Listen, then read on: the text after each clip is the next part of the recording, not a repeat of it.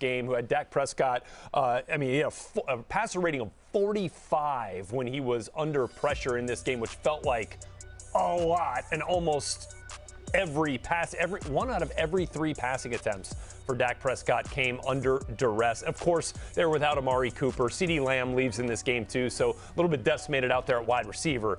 But man, this is not what you expect, DJ, from a #1 total offense and total scoring offense as well. Good news, though, bright spot on the defensive line. I mean, when you flip over the other side of the tape, and you watch what Micah Parsons is doing, especially what he's doing coming off the edge, they're going to have a big decision to make with him in terms of how they want to use him. I love the versatility. I love the fact he can play off the ball. You can put him in the middle of the field. But for me, if I'm the Dallas Cowboys going forward, we are going to park you on the edge. That is where you're going to live.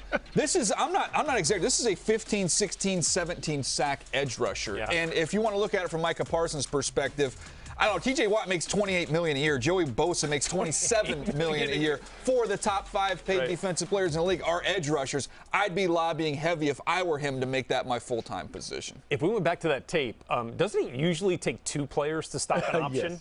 I think Michael Parsons did that. That was a solo on stopping that read option for Patrick Mahomes, so much so he had to just curl up in a little ball and go down. I mean, Micah has been an absolute revelation. He's in the Defensive Player of the Year. Not just rookie. Right? He's in the Defensive Player of the Year conversation. It feels like he has the DROI locked up here at this point among rookies. See if he can get into the big boy conversation there before it's all said and done. Let's move to game 2 of our Big 3, and for that, we take you to Minneapolis. The Minnesota Vikings get back to 500 and back into the NFC playoff picture after a 34-31 division win over the Green Bay Packers, who still sit atop the NFC North. But they waste a 4-touchdown performance from Aaron Rodgers because that Packers defense facing the full force of one of the NFL's most difficult to deal with offenses. And I feel like that sometimes flies a little bit under the radar here, DJ. But I mean, like, it's a pick-your-poison kind of deal trying to slow down Minnesota. Yeah, I saw that when I was getting ready for that game against the Chargers, and you're studying them. And I always try and look at it, okay, from a scouting perspective, who do you try to take away? What should be the focal point? And you go, okay, well, Dalvin Cook, you're one of the best running backs in the NFL. You got to find a way to slow him down. Well, I don't know. I don't want the ball to sail over my head. You've got Justin Jefferson to deal with. Adam Thielen can do his work in the middle of the field. It is a lot to deal with. And I feel like Kirk Cousins, we talk about the receivers, we talk about the running back. Let's give Kirk Cousins some love. He is playing outstanding football. I'd put his numbers up this year against any other quarterback in the league. He's got the best touchdown-interception ratio in football right now. And if, like, you're talking about MVPs being a quarterback award, like, Kirk Cousins is low-key in that conversation here for the Minnesota Vikings. And, look, they were taking advantage of whatever the Packers were throwing at them on defense. Felt like the Packers busted some zone defense looks early. And then they found out late that Justin Jefferson is almost impossible to cover one-on-one, which we saw in this game with the explosive plays. Kirk Cousins, by the way, on average threw the ball 11 yards down the field. That was almost double what his yards per attempt average has been throughout the course of this season. So they found some holes in that Packers secondary, who's missing their best corner. Yeah, look, they found some holes. It was bound to happen. Anytime you're missing a high-level player like a Jaire Alexander and some of the other guys that they're missing defensively, Rashawn Gary, not able to pressure the passer, you're going to have more time to exploit some of the backups, and that's what Kirk Cousins was allowed to do.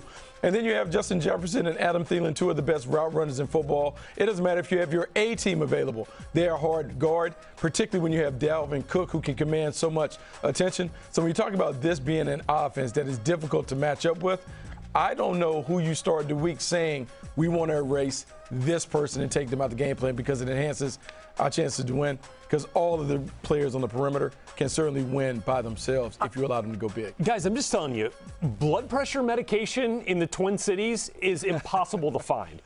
The Vikings have played 7 games this year that have been decided on the very last play, including this one with the Greg Joseph 29-yard field goal to win it. I mean, like, if you want to talk about a team that's going to be in this playoff discussion here, battle-tested, it is the Minnesota Vikings, who are very much in the thick of things and were benefited by the Carolina Panthers losing to the Washington football team. Let's move on to game number 3 of the Big Three, and that was here at SoFi Stadium on Sunday night.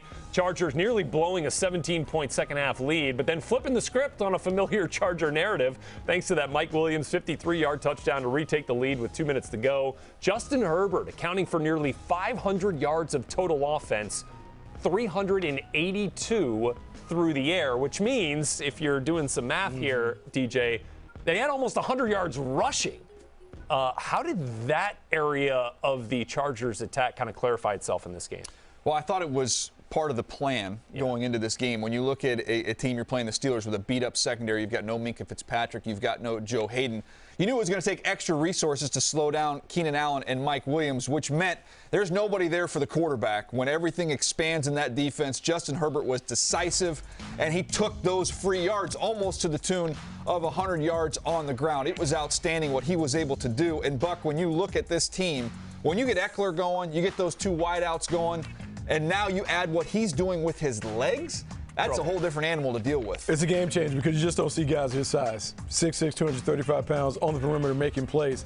This is the part of the game that I saw at Oregon that got me excited about what he could be. Now he's adding that with all the other stuff that he does as a passer. It does give this offense a different dimension. And for the Steelers, I mean, you mentioned they were a little shorthanded in this game. They gave up 19 first downs in coverage as a coverage unit here for that Steelers defense. Very unlike them. You certainly felt the absence of Minkah and Joe Hayden. And that final touchdown to Mike Williams, look, I don't know if Minkah Fitzpatrick makes all the difference, but with Trey Norwood kind of getting his eyes caught up on Keenan Allen in the slot, allowing Mike Williams essentially a free release in that cover 2 look from the Steelers, that was trouble. And no TJ Watt.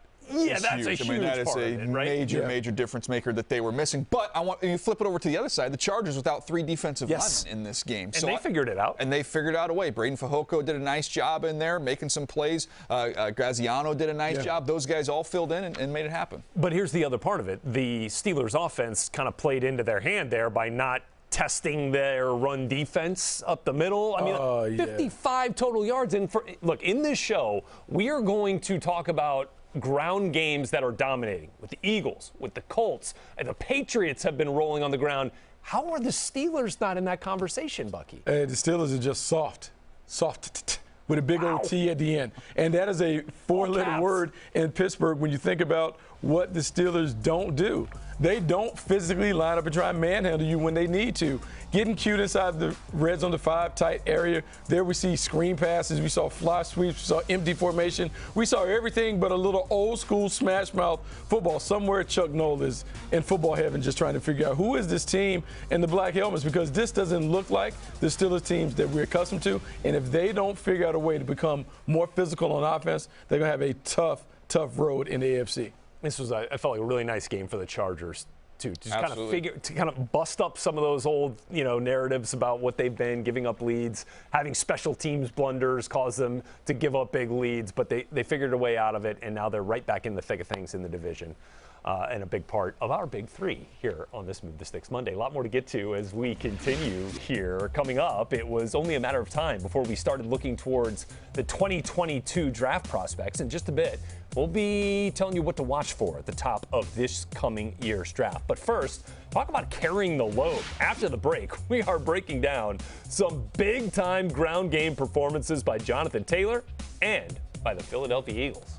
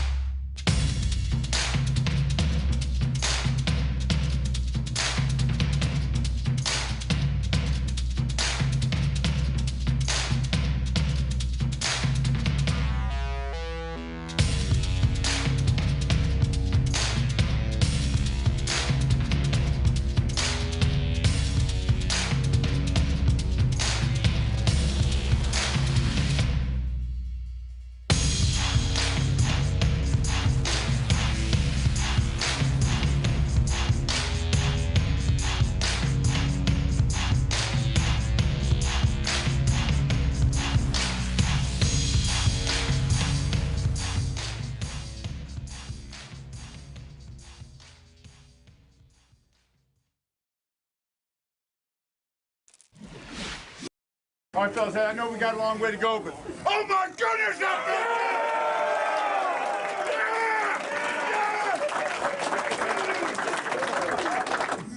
But the man, okay, can we do this together? Had how many touchdowns? Can we do this together? Had 1, 2, 3, 4, 5.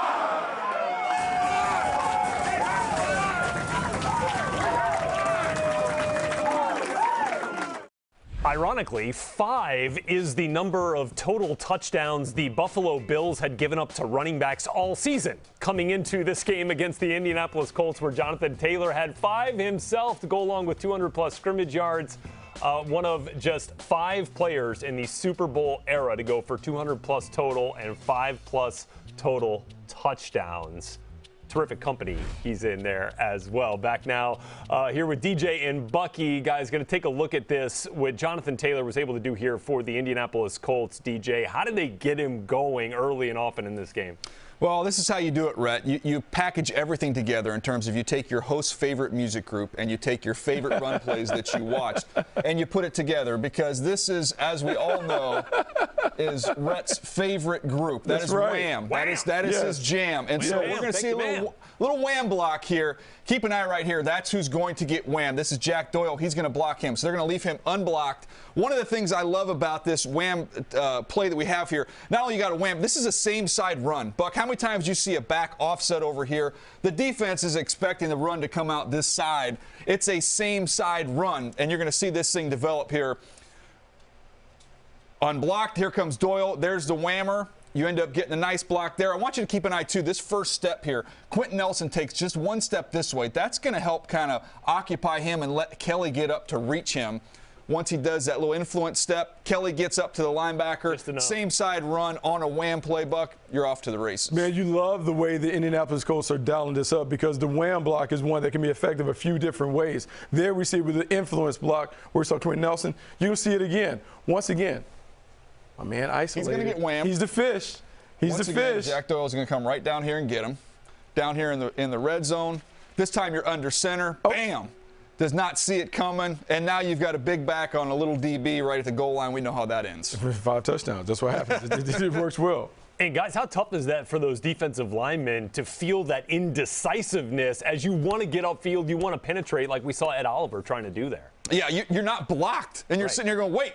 Why am I not blocked? And by the time you're trying to digest all that information, the next thing you know, wham! That's what you get. A little Last Christmas from Wham right there, Red. And then as you look here at what the Colts have been up to over this run, I mean, like this was a pivotal win. This was, Bucky, their first win over a team with a winning record. Does this style for the Colts prove to you that they have staying power in this AFC playoff race? Oh, absolutely, because I think the way the AFC is shaping up is a battle of the physical teams that are going to kind of make their way to the top. And because the Indianapolis Colts can not only throw over Carson Wentz, but they are a physical, run-heavy football team that's beginning to play good defense, this style works. It gives them a chance to have some staying power. As we say, it travels, right? Yeah, it absolutely travels. The way they play, that travels as we get towards the cold weather and into the postseason. And, guys, I actually had a chance to talk to the Colts team reporter, Lara Overton, for a recent episode of the NFL Inside Report podcast. She gave some great detail on what makes Jonathan Taylor tick and the work ethic that he has, where it comes from. Hint, he got it from his mama right there. He was that family, Jonathan Taylor, has a big part of why he is one of the best in the business. You can find the NFL Inside Report podcast by scanning that QR code right there on your screen. Meanwhile, Carson Wentz's former team, they're figuring out how to run the football here. You might remember when the Eagles, through the first 7 weeks of the season, had the fewest carries from the running back position, not only this year, but like in the last 7 years. They have figured that out, and it feels like Nick Sirianni has started to fertilize the ground that he was talking about, because the flowers, Bucky, are in bloom. And how is Jalen Hurts in his 3 touchdowns, by the way, 50 carries on the ground for the Philadelphia Eagles here, over 240 rushing yards. How has Hurts been the catalyst for this run game resurgence? Well, I feel like Nick Sirianni has made a trip to Norman, Oklahoma. Not only got some flowers, but he might have taken that playbook from Lincoln Riley, because this game plan that we're seeing from the Philadelphia Eagles is all what Oklahoma used to do. Let's start out early. 2 tight ends here. They go combo, make sure they get up on the top, take care of that to seal the edge. But then we're also going to see my big man Jordan come around the edge, blocking.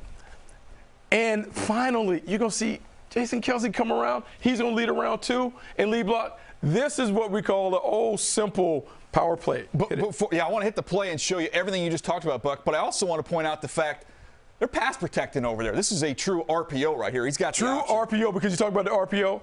Jalen Hurts is looking at Demario Davis just to make sure he doesn't chase the play. All right, you see the run here. This is everything you just pointed out. I want to go back here and look at these tight ends. Watch these guys combo up like you said. Perfect.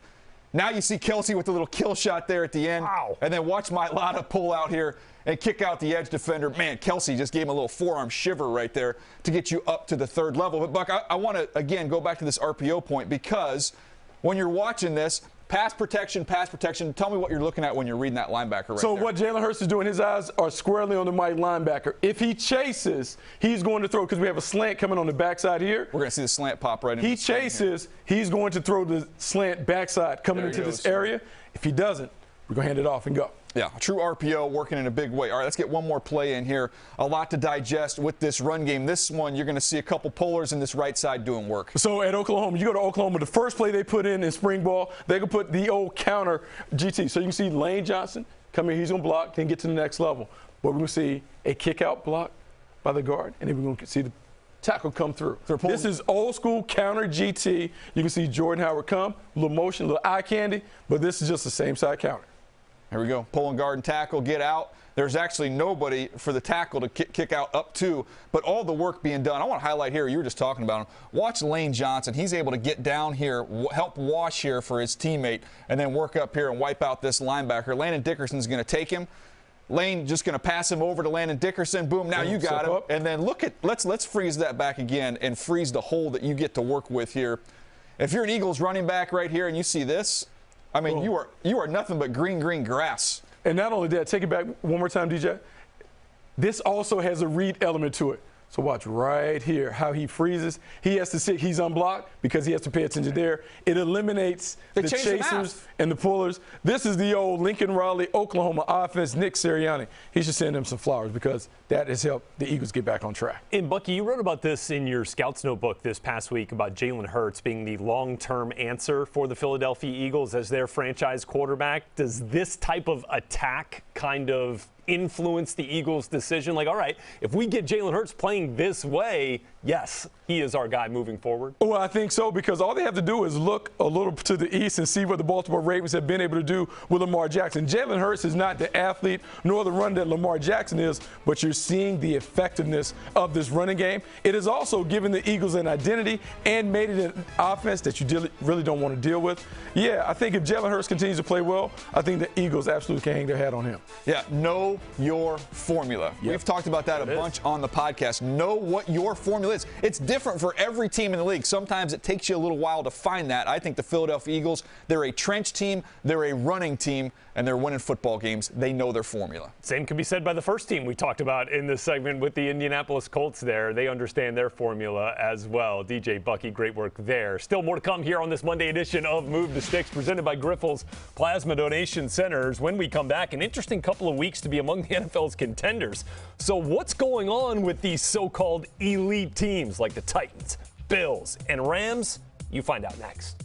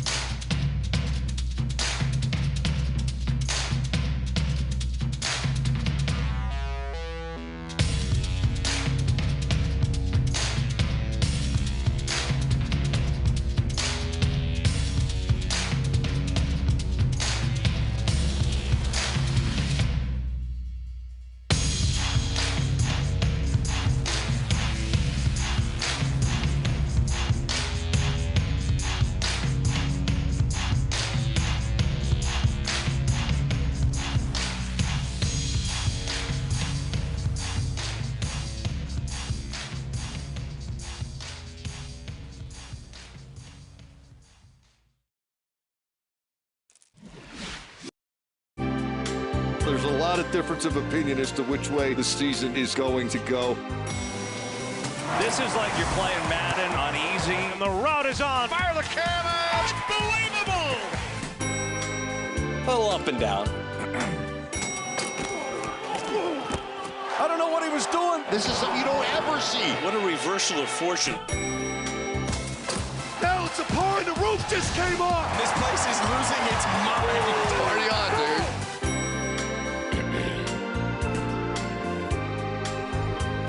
Who are you as we kick off this Elite Eight portion of our Move the Sticks here on Monday? Rhett Lewis, Daniel Jeremiah, Bucky Brooks back with you, taking a look now at contenders in question. So these are teams like a couple of weeks ago, we might have said more than a month ago, we might have said the Chiefs sort of headlined this segment, right, with the troubles that they were having. They feel like they have righted the ship.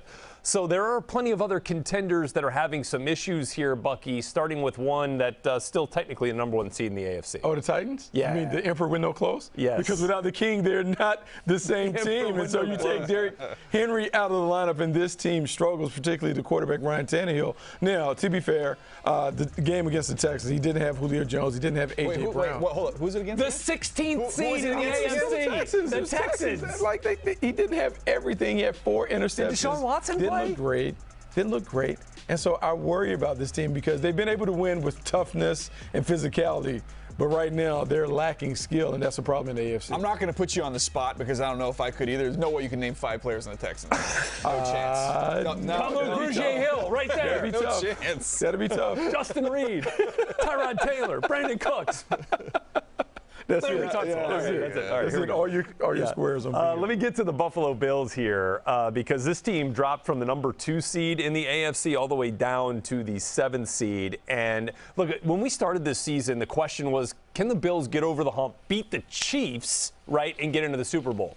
Well, they beat the Chiefs earlier this year, but that's not the problem. The big question now is, can they stop the run? Because Tennessee Titans ran all over them with Derrick Henry.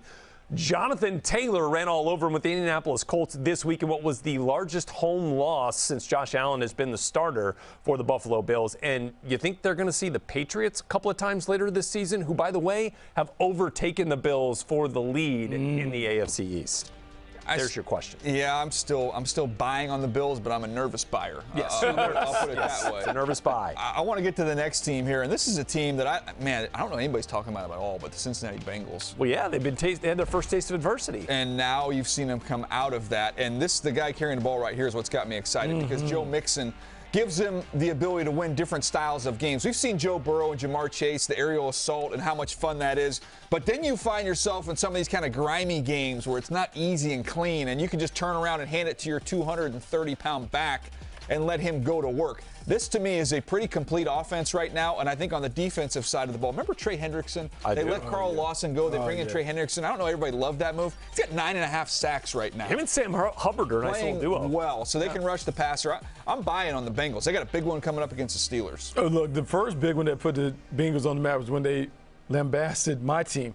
The Baltimore Ravens. And I'm going to go with the Baltimore Ravens in terms of just keep an eye on them because this is a team that's up and down. They play without Lamar Jackson, but found a way to get a win against Chicago. Their defense plays well at times, but, man, you see these big errors in the back end. This is a game against Chicago that they probably should have lost. They give up a double move late. Marquise Goodwin gets past it. Tyler Huntley comes and leads them down the field, and they somehow walk away with the win. And so they find a way to continue to put the marks in the win column.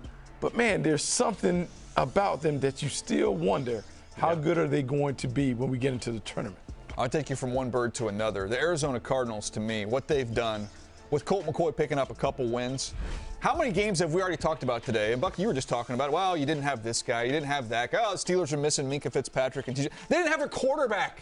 And they've gone on the road, and they've gotten it done 2 out of those 3 games. So, to me, the Arizona Cardinals are very much for real. Not only are they winning on the road, they're winning it by double digits in all these football games. They're dominating. So, to me, I think what they've done with their backup quarterback about as impressive as anybody. They, to me, are clearly the class of the NFC right now. Yeah, and just a brief pause. I mean, has there ever been a year that has better described the importance of a number 2 quarterback? There have been 50 quarterbacks to start games now in the NFL. 50 quarterbacks here as we sit with 1 game left of Week 11. I'm going to get now to the 49ers, okay? I'd love to see. We saw Trey Lance, one of those 50, by the way, but we haven't seen him very much lately, although that hasn't been a problem for the 49ers, who have found their way on the ground, not necessarily with running backs, this week with Deebo Samuel. Of course, led them in rushing. You'll have a bit more on that coming up here in just a little bit. Brandon Ayuk had one of his best games of the season, and George Kittle is a monster, just in case anyone forgot while Kittle was on IR. He is back, and so too are the 49ers as a contender in the NFC West. I'm putting a positive spin on the contenders in question here, because we had questions about them a couple of weeks ago. They're starting to answer them now.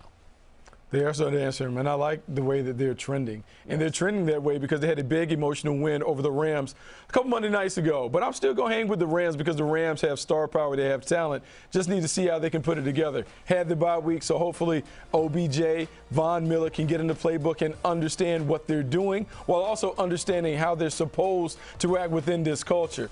Look, they played their worst performance that we've seen them play against the 49ers, and they haven't been up to snuff when it comes to physicality, but I'm a bet on the talent. They have enough star power to get it done. Let's see if they can do it. They've had trouble with bullies, right? They need to face one of those bully-type teams and really punch back and show some physicality. I think what you're getting to there. I'm going to go to the Browns.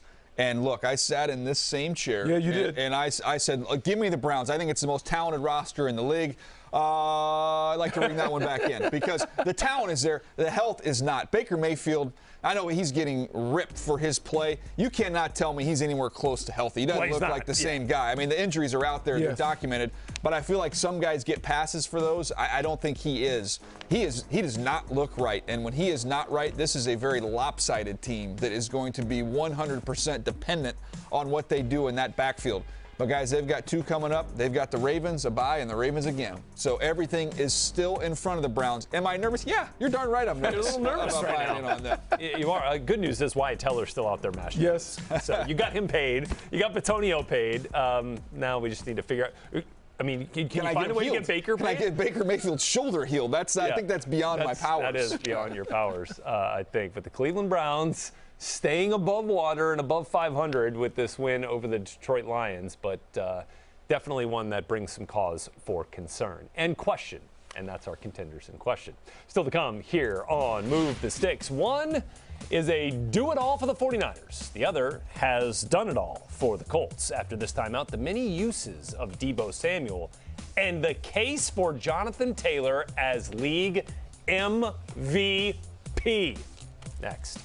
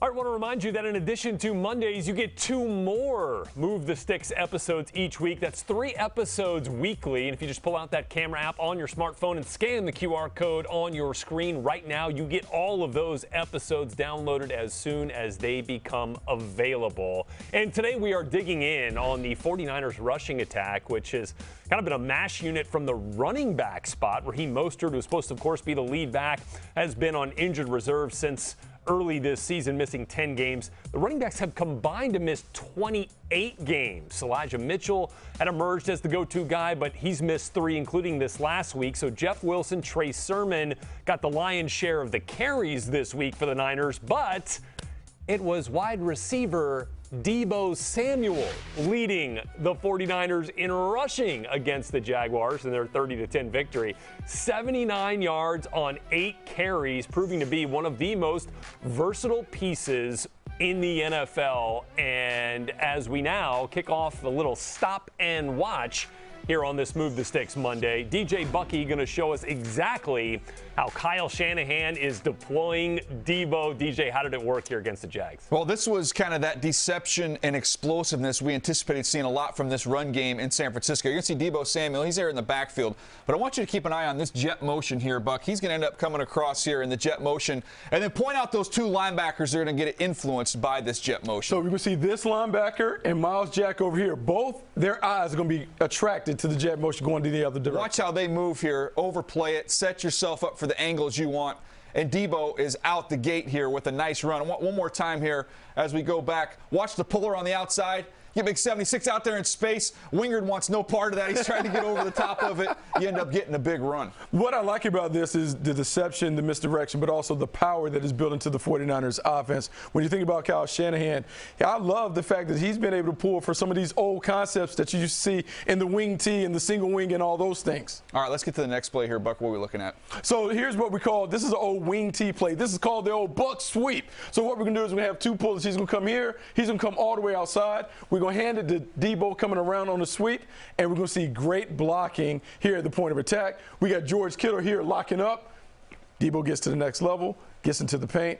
Kyle Shanahan just drawing up old school plays with a new school player in Deebo Samuel, probably one of the best wing backs that we've seen. Yeah, it's a new position. We talked about that on the podcast last year. Bucky actually coined the phrase. I'm giving him the credit here. Yeah. A wing back, that's Deebo Samuel. Receiver, running back, nah. He's a wing back. Yeah, we saw that in that Super Bowl run for the 49ers a couple of years ago. And look, it may be a positive unintended circumstance with Deebo getting some of those rushing attempts. Brandon Ayuk with one of his most productive games of the season. Yeah. Season high in receptions with 7 on 7 targets. Jonathan Taylor with a season high in touchdowns, and with his 5 total touchdowns, equaling the amount of touchdowns the Bills defense has allowed to running backs in the previous 10 weeks. Taylor over 200 scrimmage yards and the catalyst for the Colts' victory in Orchard Park, New York. Okay, so you might understand that MVP has become a quarterback award, right?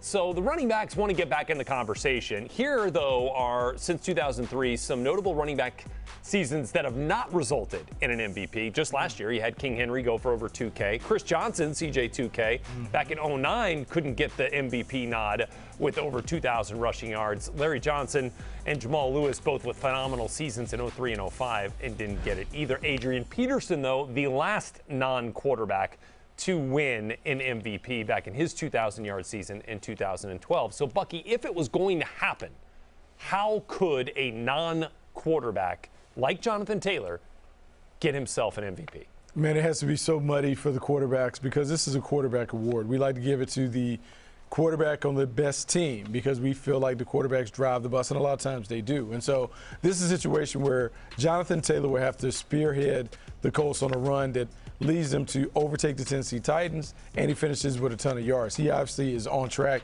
You already see 1,100 yards right now, and we're just a little past the halfway mark. He's certainly going to have the production, but will his team have the performance to make it happen? 17 games, right? You get that extra game. So, to me, I think you look at a couple benchmarks here. The 2,000 rushing yards, man, if you can get that and you get over 20 touchdowns, and you hit on it, Buck, just kind of a muddied quarterback market where you go around a room with 10 people, you might get 4 or 5 different answers of which quarterback's having the best year. I go back to LT when LaDainian Tomlinson was with the Chargers. He was just so far much better than it was. He scored 50 touchdowns. You can't ignore what he's doing. I mean, it was just every single week. You're like, okay, who's the best player in the NFL? Ask anybody on the street. LT. That's what it has to be this year for Jonathan Taylor. It's got to be unequivocal. So I mean, like you mentioned, the different quarterbacks that might be in the conversation. I mean, like we started off talking about Tom Brady. Dak Prescott has been in that conversation. Kirk Cousins, I mean, with his touchdown-interception ratio, is up there. Lamar Jackson's been in that mix. Justin Herbert's starting to get some buzz. Right? I mean, there's just so kind many of perennially names. is in that conversation, even though this year is a down year. So, yeah, you have to do something exceptional as a non-quarterback, right? I mean, it's only happened like 4 times this century that a quarterback has not won it. If you look at the Heisman Trophy, we talk about how if you have a couple players in the same conference, they kind of split the vote, and then somebody else can win. I think the quarterback vote could be split. He just has to be by far the top running back, which he's on his way to doing. Yeah, he has to put up big numbers. Big numbers, and the team has to perform at a level that really makes you catch his eye. And so Jonathan Taylor has put up some of those numbers. You saw the 5-touchdown performance against the Bills. Now, can the Colts get on enough of a run where we start paying more attention to him down the stretch? I just want to see a receiver win an MVP just once. You want Cooper Kupp to win that thing so bad. Come on. What are we doing? Breaking Jerry Rice records. Like, what else do we have to do here to get in the MVP discussion? All right. When we come back here on this Move the Sticks Monday, 2 rookie quarterbacks seemingly going in opposite directions. When Move the Sticks returns, we're taking a look at Mac Jones, Trevor Lawrence, and a sneak peek at the 2022 NFL Draft. Move the Sticks valuable player. Oh, MVP. That's what we'll do next.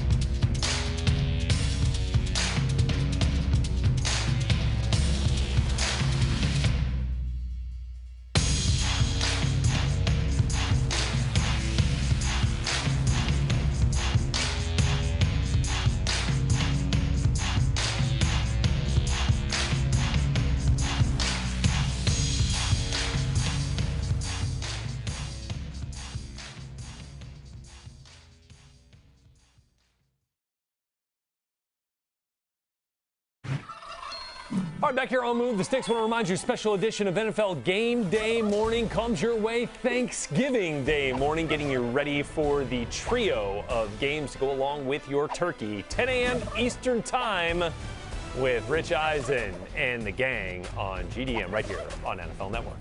And with that, it's time for our weekly look at your rookie report cards. Queuing up Mac Jones, who we didn't see on Sunday, but saw in a shutout victory over the Atlanta Falcons on Thursday Night Football. We're just giving him a good solid B here. Didn't take a whole lot. Certainly winning again with run game and with defense, particularly in this game. showcase that accuracy and efficiency that have become his calling card with the Patriots this rookie year, and then took some sacks, as I'm sure you guys noticed on the Scouts feed over on Prime Video as well. Overall solid game, though. Yeah. And it does help when your team doesn't score a point. It does. That helps take a little pressure off. Helps your margin for error a little bit there. Meanwhile, the margin for error, though, for Trevor Lawrence, Bucky, very small. Teeny. Very, very small when it comes to Trevor Lawrence and his margin for error. And Trevor Lawrence is being asked to do stuff where he needs to put the team on his back. And unfortunately, with the D? he is not ready to do that. He needs more help. He has to play. Yeah, he has to play no great. shot at blocking both. I mean, nothing. Game. I mean, just all of it has been bad. Not to the end when the 49ers kind of called off the dogs and let him throw some passes and stuff like that. Did he get it going? But it was a rough day. Rough day for Trevor Lawrence against the Niners. And now their best player on offense, Jamal Agnew's banged up. As we all thought coming into the season. Exactly right. Hope he gets back out there as soon as possible. Time now for some Scout Stories presented by Grifols Plasma Donation Centers. Yeah, it's never too early to look at the 2022 NFL Draft Order, which has the winless Detroit Lions up on top there at number 1. How about those New York Jets sitting there with 2 spots inside the top 5? Jaguars and Texans there at 3 and 4. This is kind of an interesting year because you're seeing some of the usual suspects up there in the top 5, and some of those went quarterback last year, like the Jags and the Jets, which means, of course, the Lions would have their pick of the litter. Bad pun. At quarterback here, especially for a year, DJ, though, where the quarterback position in the college ranks is very unsettled at this point. Yeah, from what I've seen thus far, I don't think anybody warrants being picked up there in the top 5 out of this quarterback class. Now, there's 2 different ways to build a championship team. You can go get that big-time quarterback and then build around the quarterback, or you can do what Seattle did during their Super Bowl run, build up the entire team and then insert the quarterback. I think when you look at the Lions and the Texans, both picking in the top 5, Buck, I don't know there's going to be a quarterback for them to pick. To me, it's about establishing the line of scrimmage, whether that's a really good group of defensive linemen, maybe go offensive line. Detroit did that last year. Build up the trenches, and then you're going to find your quarterback after the fact. Yeah, I absolutely agree with that strategy because in looking at this year's class, there's not a slam dunk, as you will, when it comes to the quarterback position. And so if you don't have that quarterback that you feel good about coming in day one and being able to kind of reverse the fortunes of the franchise, add more pieces, add more weapons. So when you do find that quarterback and you have an opportunity to get him, you can get him and you can hit the ground running right now. Well, first of all, we found some bad plays for the Lions, by the way, for this little piece that we're running here. Look, the other thing, when you look inside those 2 top 5 picks for the Jets, how about the situation there with Joe Douglas? Because you've got the worst defense in the league. Yeah. You know, you're hoping you're going to get Carl Lawson back, and that's going to help. You're playing a lot of young guys, but that needs to be addressed. Yeah. But then with Zach Wilson, there's still some holes along this offensive line that you've got to get filled as well. So they're going to have some decisions to make on with those 2 top 5 picks. Now, there's going to be a lot of good players to choose from. And he'd love to have a quarterback really emerge as a bona fide number 1 overall pick, right? And then have his pick of the litter of the best position player out there. And again, those quarterbacks that we're talking about, it's the Matt Corrals at Ole Miss, it's Kenny Pickett at Pitt, it's Desmond Ridder at Cincinnati, Malik Willis, in that kind of crew. Some of those guys, which we'll see down in Mobile at the Senior Bowl as we start gearing up here for the draft season, which is coming up quicker than you think, especially for some teams up there in the top 5.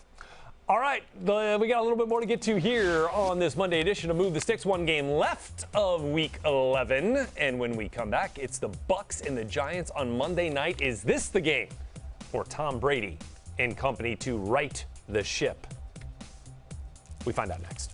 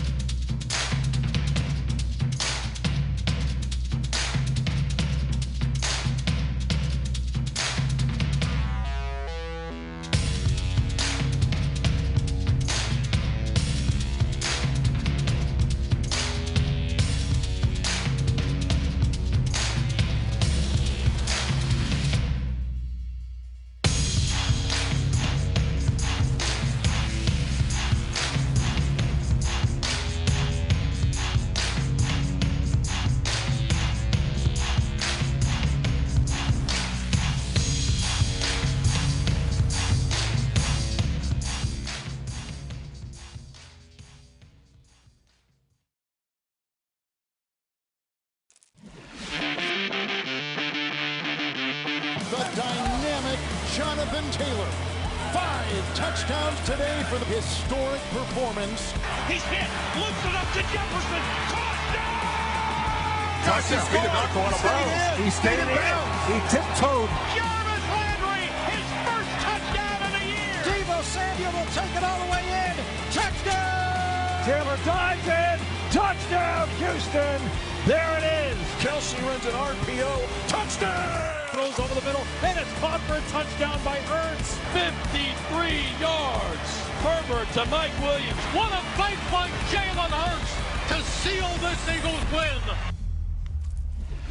The sights and sounds from Week 11 in the NFL, and one game left to put a bow on this week. It's the Bucs and the Giants on Monday Night Football, and it's time for the Bucs here, Bucky, to figure things out. Haven't won in what feels like a month based on their last 2 losses and a bye week in between.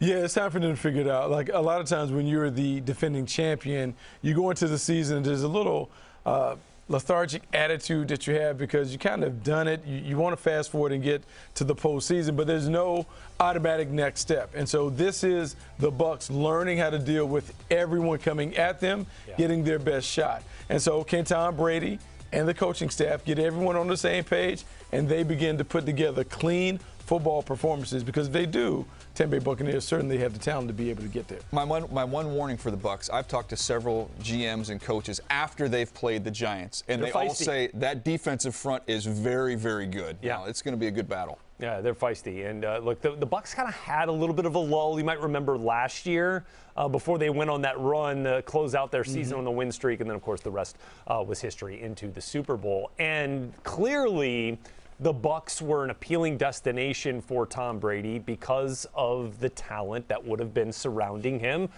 Mike Evans, Chris Godwin, and all the talent they had on the defensive side of the ball as well.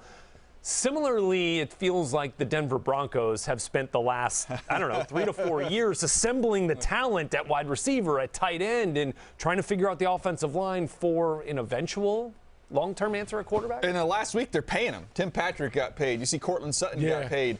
They've got a young KJ Hamler who's a good young player. They've got Jerry Jeudy. Buck, this is like holding out a sign in front of Aaron Rodgers' house saying, come on over. Yeah. I mean, look, they have a lot of weapons. They are still missing that high-end quarterback that will push them over top. You got to be able to compete with Justin Herbert and then Pat Mahomes. You don't have that, you don't have a chance. And I'm telling you, as bad as things have gotten in Seattle, and as frustrating as that is, is Russell Wilson if I'm Russell available? Wilson, I might be trying to get my way there as well. From NFC West to AFC West. That'd be interesting out there. The Broncos have had, and they've been assembling this talent. It's just, you got to have something to pull it all together there. I'm just imagining Sierra covering John Denver now. A little Rocky Mountain High, and bring that hit back and right to the top of the charts. If you had Wham, Sierra, and John Denver on your Move the Sticks music bingo card, you're the lucky winner today. Thanks so much for being with us. We'll be back with you same time, same place next Monday.